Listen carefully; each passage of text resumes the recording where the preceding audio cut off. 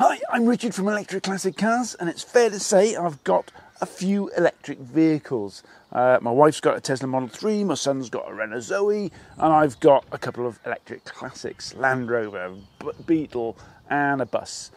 But there's one electric vehicle that you guys out there have not seen, and it's my favourite electric vehicle to bring out around about this time of year, spring. Wind in your hair, no noise, lots of power. But which electric vehicle is it, I hear you ask? Well, it's time to reveal what my favourite summertime electric vehicle is. Let's get into it.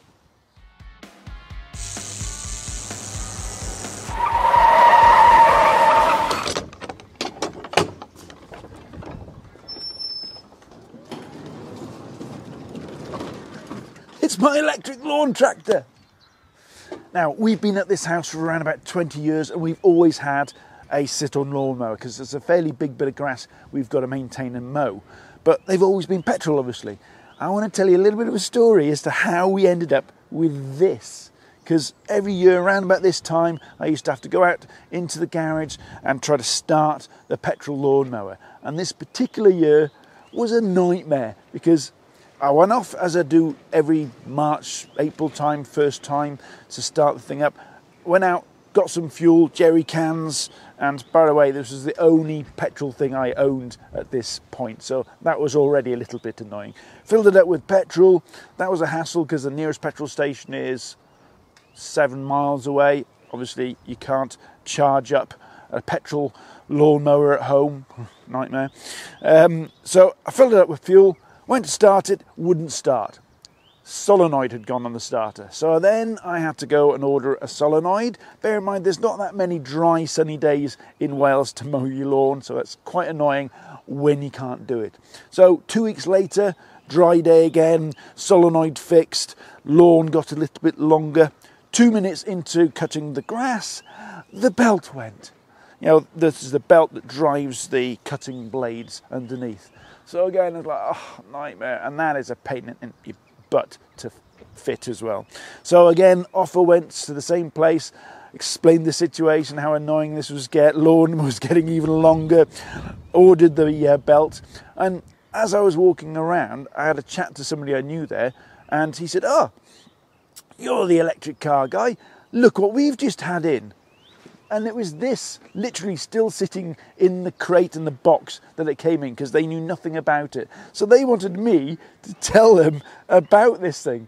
And I didn't know anything about it. I asked them what size is the battery, what's the kilowatt of the motor, not a clue. So together we looked over the specs of this thing. And as I was doing it, I realised I want that.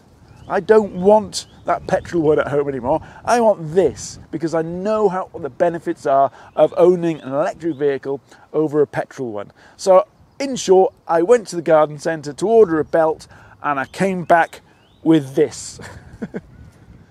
So what is it that I brought home? Well, it's a Stiga eRide C300.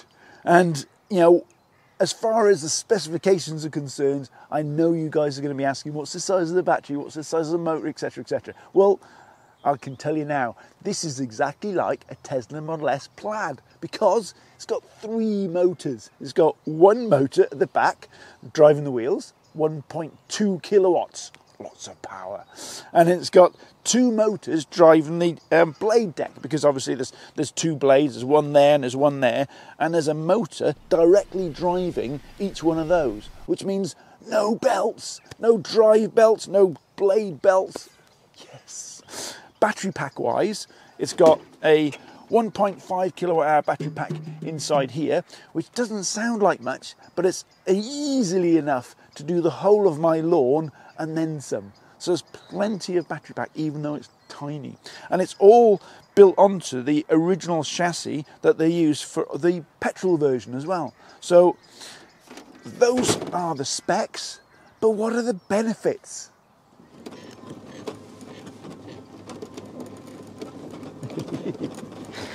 So there's the first benefit, it's quiet. No more noisy engines when you're trying to have a lie-in or if you've got a hangover after a hard night. Second benefit, I don't have to go miles to fill up one of these anymore. So how do you charge it up? Well, underneath here, there's a little bit of a flap, and with a charge cable, 3-pin plug, and that, in it goes, job done. How easy is that? And because it's running on electricity, it's cheaper to run too, and no fumes. Now, next benefit, and I've already kind of pointed it out previously, is reliability. That's now started, so I can now drive it. Whee!